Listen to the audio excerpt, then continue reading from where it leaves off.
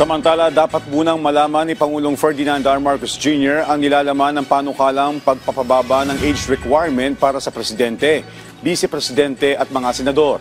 Ito ang sagot ng Malacanang matapos hinga ng komento hinggil sa naturang panukala. Ayon kay Palace Press Officer Undersecretary Attorney Claire Castro, mahirap kasi magkomento sa panukala kung hindi pa naibibigay ang kabuuang detalye sa Pangulo.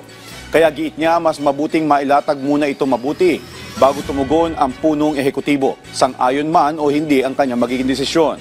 Sa ilalim ng resolution of both houses number 2 na inihain ng House Young Guns, isinusulong nila na mula sa 40 years old ay maging 35 years old na ang minimum age requirement para sa pagkapangulo at pangalawang pangulo, habang para sa mga senador ay 30 years old mula sa kasalukuyang 35 years old.